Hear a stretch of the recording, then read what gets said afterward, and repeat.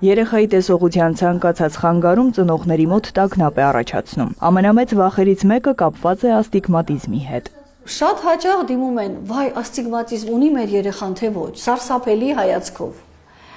Թող դա չվախեցնի իրենց, դա օպտիկական շեղում է, ինչպես կարճատեսությունը, այնպես էլ հեռատեսությունը։ Կարճատեսություն, հեռատեսություն զուգորդվում է երեխաների բոլորին ռեֆրակցիոն խանգարումների դեպքում։ Հիմա ինչ է աստիգմատիզմը։ Նույն աչքում հիմնական գործող առանցքներում անհամաչափ օպտիկական ուժով է բեկվում լույսը դեպի ցանցենի։ Բժշկի խոսքով սկզբնական փուլում նշանակվում են հատուկ ակնոցներ կամ կոնտակտային լինզաներ, որոնք օգնում են լավացնել տեսողությունը, իսկ արդեն չափահաս տարիքում կատարվում է լազերային վիրահատություն։ Ինչքան տեսնում է ակնոցով պացիենտը կամ առավելագույն կոնտակտային լինզայով, այնքան լազերային գործողությունը կտա իրեն տեսողություն։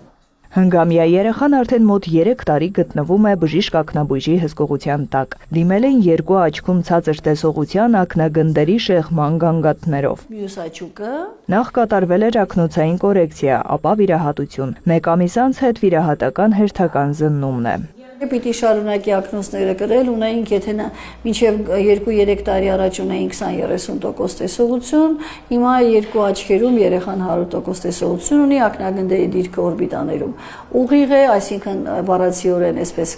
ավելի կենցաղային լեզվով շլություն չունի, պետք է շարունակի ակնոցները կրենք, բարձր տեսողական ֆունկցիաները պահենք, ակնագնդերի դիրքը պահենք եւ այսպես գտնվենք մեր հսկողության տակ։ Մալայանի անվան ակնաբուժական կենտրոնի մանկական բաժանմունքը ծանրաբեռնված է աշխատում։ Օրական այստեղ հետազոտվում է մոտ 100 երեխա։ Բժշկական միջամտություններից բացի մասնագետները կարևորում են նաև երեխաների առօրյայի ճիշտ կազմակերպումը, չափից ավելի զբաղվածության բացառումը։ Երեխան պետք է ունենա իր բնական օպտիկական ապարատը, ֆոտոապարատը, աչքը, տեսողության օրգանը մարզելու եւ մարզեցնելու։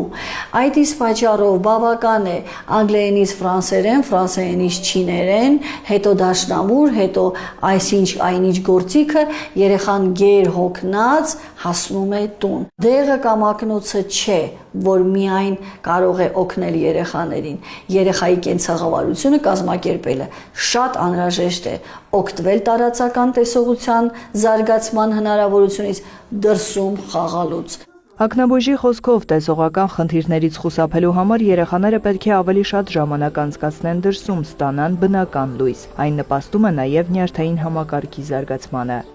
Նարայ Ոսկանյան, Մհեր Կիրակոսյան, լուրեր։